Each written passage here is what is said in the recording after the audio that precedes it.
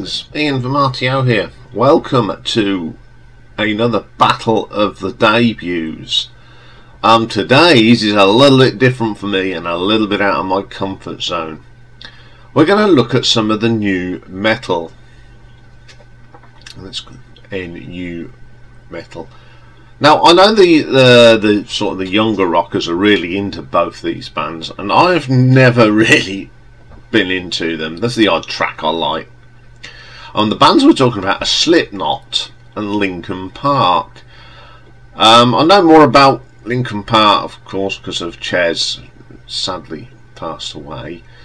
So I thought, why not have a look at their debut albums and sort of enlighten my horizons.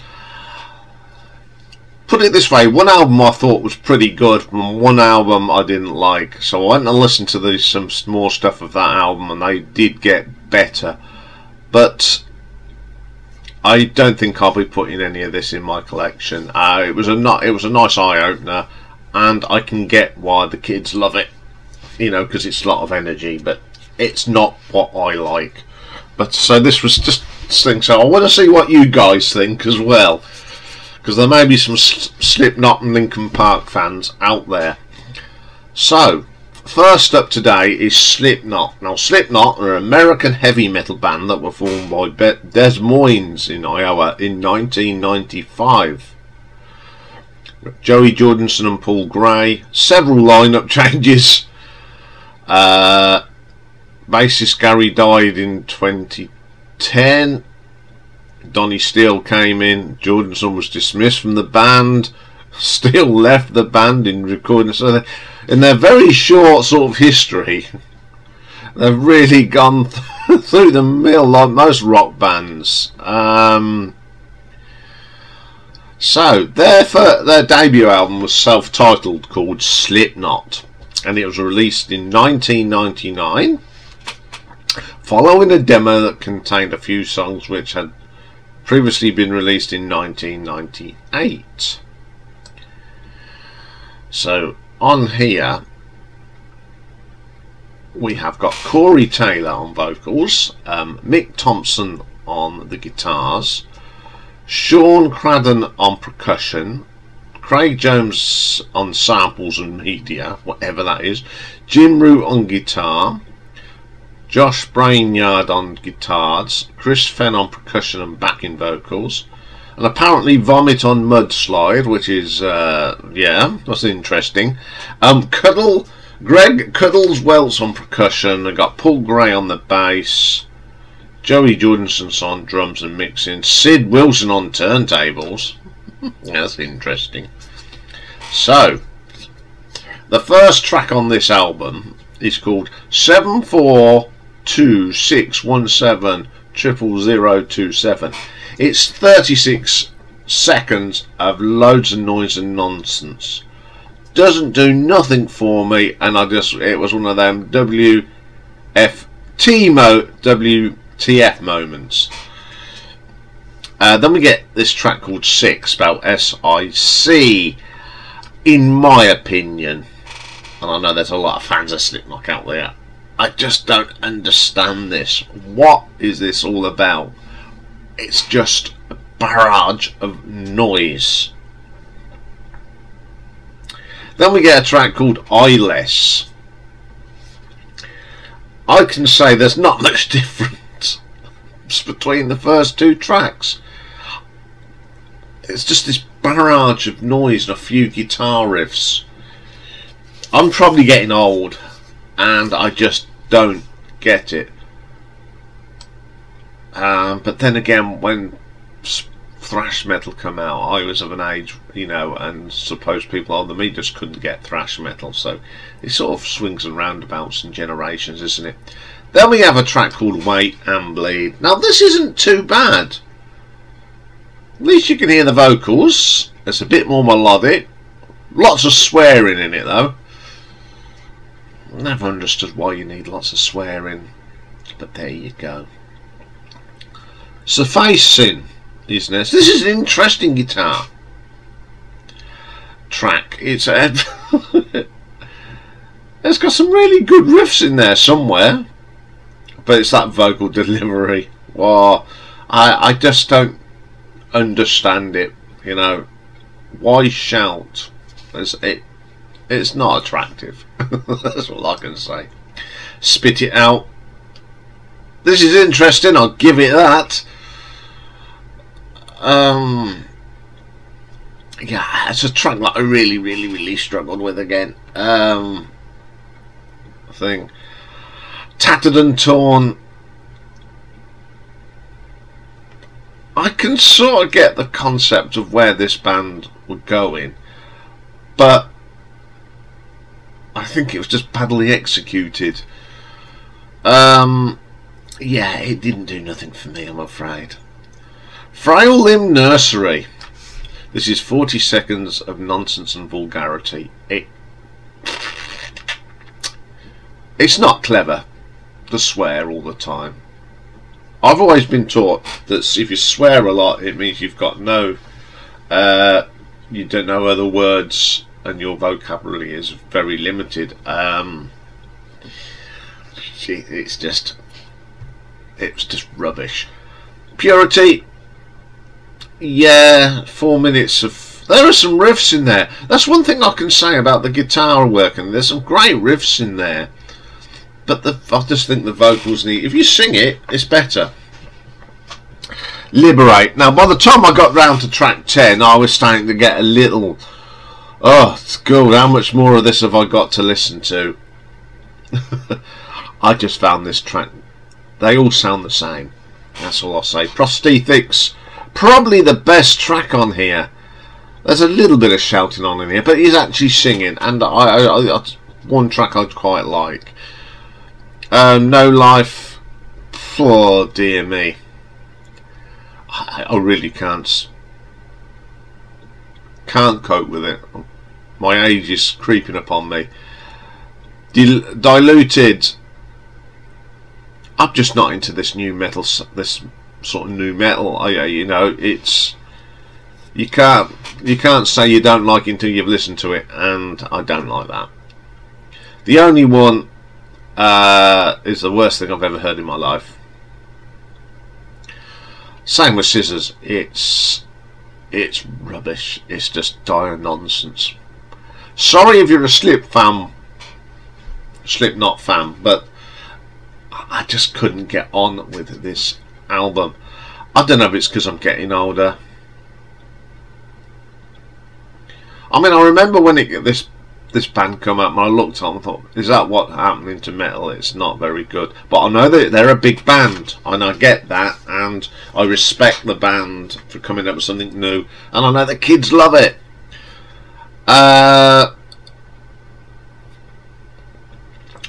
I did go and listen to some of their other stuff, and the good news is they did sort of get better, and they evolved their sound. But when they started, so that's what I think of it. It's not an album I will go back and listen to. But let's see what the critics said. Now, Slipknot receives acclaim by critics and fans following its release. The band gained popularity beyond their own expectations. Reviewing for AllMusic, Rick Anderson awarded the album 4 out of 5 stars, calling it an auspicious debut that proclaimed you thought Limp Bizkit were hard. They are the Osmonds. Limp Bizkit compared to the Osmonds, that's a bit interesting. These guys are something else entirely. It's pretty impressive. The album's aggression and heavy sound was widely praised by Rolling Stone. Stated Slipknot is a metal with a capital M. Kerrang said, a raw and wholly uncomprising each track delivered a powerful blow to the senses. So let's have a look what the look at the reviews. AllMusic gave it a 4-star. Alternative Press 4. Classic Rock 7 out of 10. Kerrang gave it 5 stars. Q4. Rolling Stone Album Guide 2 and a bit stars. Sputnik Music 4 out of 5. In the charts, UK, the UK albums, it got to 37. In the metal and rock chart, it got to number 3. US Billboard 51, and the Heat Seekers albums and independent albums number 1. Platinum here in the UK, and 2 times platinum in America. So very, very, very popular album with the kids. Not with this not with this mature headbanger, definitely not. So let's have a look at the nuts and bolts at this. Okay, song quality. There are some highlights. I think their riffs are good, and as I said, they did get better. So I'm going to give that a 3 out of 5. Production. Yes. A little bit much to be desired, but once again, you know, everyone has to start everywhere, and they did get better. I'm not going to assure you that. I had to listen to some their other stuff so I could sort of compare it, and yes, I think they... It's still not my cup of tea, but their sound developed and they matured. And that's all I'll say. Reception. I can't deny this went down hugely. I can't deny that. And the fans loved it, the critics loved it. So I'm going to give Reception a 4 out of 5. Cover design. I don't like this cover at all. It's horrible. I don't like Geometry Metal as much. I mean, Kiss was, you know, was a... well, no, how do I say this? Gimmicks. Kiss, yeah, got that. Manowar, their sort of look. But this look is ridiculous. So I'm going to give this a 2 out of 5. So for Slipknot, Slipknot gives us a grand total of 12 out of 20. Okay, let's move on. Now the other band I chose was Linkin Park. They're from California, whose founding members are Mark Whitefield and Chester Bennington. And they were categorised as an alternative rock band, span fusion of heavy metal with hip hop, while their later music features more electronica and pop elements. And they were formed in 1996. So their debut album, Hybrid Theory, was released in 2000, in October 24th. And on here is the late Chester Bennington. Sadly took his own life. Very sad when stars do that. Rob Burden on drums, Brad Nelson guitars and bass, Johan on turntables and samples. I love that, on turntables. He did the artwork as well. And Mike Shidoda co-lead and rap vocals, keyboards and programming. And they had some additional people on this. They had Ian Horn back on bass on a couple of tracks.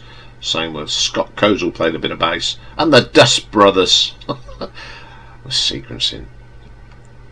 Okay, first track on this album is called Papercut. And I really like this. I was totally gobsmacked. After listening to Slipknot, I thought, let's put this one on.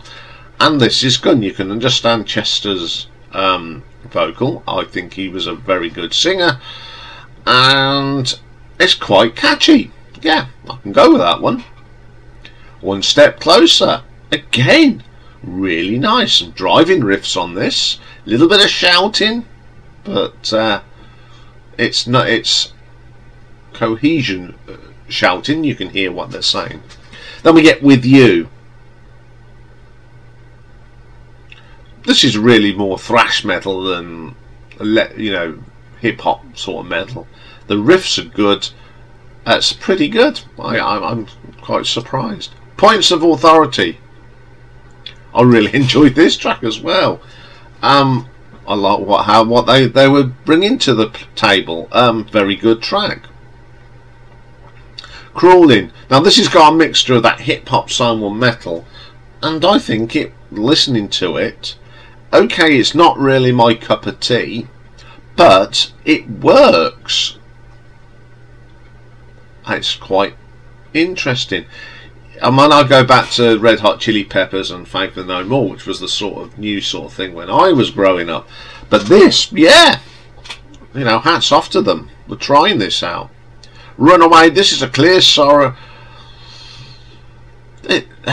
Solid, yeah, listenable. I can go with it.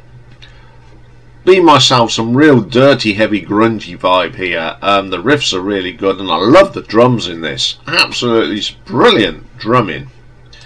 In the end, again, we got this mixture of hip hop and metal. It really does seem to work, so I don't mind that track either. A Place in My Head.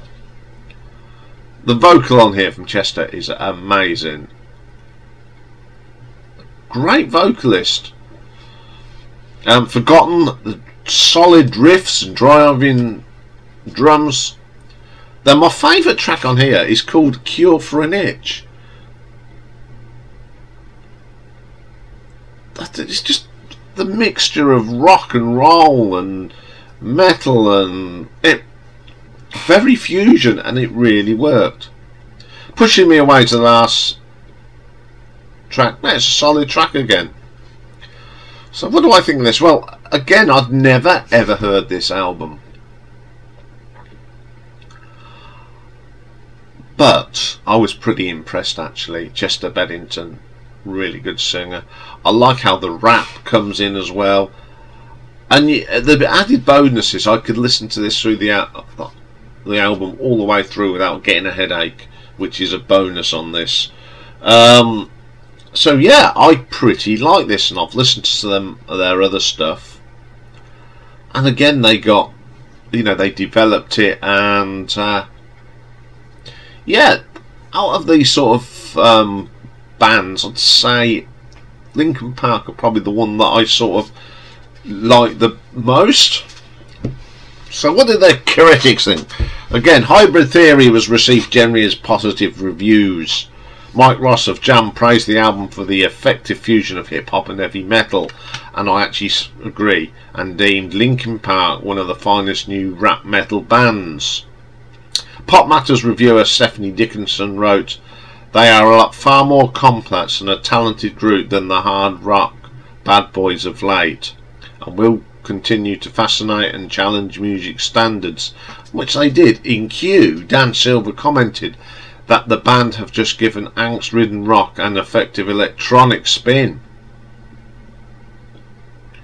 So yeah, let's have a look and see what the rest of the critics thought. All Music gave it a 5 stars. Classic Rock 6 out of 10. Kerrang gave it a 5 out of 5. Melodic gave it 4.5. Melody Maker gave it 4. The NME gave it 6 out of 10. Pitchfork gave it a 7.6 out of 10. Q gave it a 4. Rolling Stone gave it a 2.5. And the Rolling Stone album guide gave it a 3.5. How did it do in the charts? Number 4 in the UK charts. UK rock metal albums number 1, and on the US Billboard it got to number 2, which is pretty good. How did it sell? Well, here in the UK, 6 times platinum. That's impressive. And United States, 12 times platinum. Incredible, but well deserved. So let's have a look at the nuts and bolts of this. Song quality, I think very good songs. I think this band hit the ground running, and I'm going to give it a 4 out of 5. Production, some really good production on this. I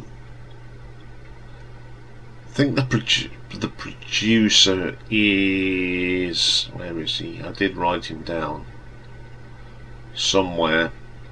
It's a producer that I've actually heard of, and I think it's done a great job. Don Gilmore, yeah, I've heard of him. He's pretty good, and it worked. He really did work. So I'm going to give that production a 4 out of 5 as well. Reception actually blew people away. 6 times platinum in the UK and 12 in America. That's a lot of albums. So I'm going to give that a 4 out of 5. Cover design, yeah, it's pretty good. It's got their name on it. It's bold. It's not offensive. It's very good. So I'm going to give that a 4 out of 5. So for Hybrid Theory by Linkin Park gives us a total of 16 out of 20. So definitely a clear winner today, isn't that? Linkin Park. I think out of the 2 albums, I really enjoyed listening to this. I might listen to a bit more of them stuff, and you never know, one day we might do a ranking of them. But Slipknot, I just couldn't get on with that album. I really didn't like it. It's not many times I don't like albums, but that I just couldn't get on with it. I know there's a lot of Slipknot fans out of it love this album, and I get that and I respect it, because there's some albums that I love that I know you don't love, so it's all give and take in music. But they did get better, you know. I think with Slipknot, I think they were just didn't know what they wanted to do, and they sort of got better. But Linkin Park, as I said, they hit the ground running, and they were pretty consistent through their career. They've been through their career. So I'm going to give this to Linkin Park today. So there we are. You may disagree with me. There is a poll as usual in community. There'll be one up on the live stream tonight. Been interesting to see what other people of sort of my generation think of these 2 bands. Go and expand your minds. Expanded mine. So that's because this is going to be an interesting one, just a little bit different, eh? You can not accuse us of not trying to cater for all types of music. Okay, that's all for this one. I'll be back very shortly once I've had another cup of coffee, and it's pick and mix, and today we're going for a trip down a memory lane, which means it's the UK top 10 from this day on the 20th of April 1973. Well, yes, I remember that. I was a schoolboy, and I was on that table of 4. Yes. So that's all to come. So I'll bye for now.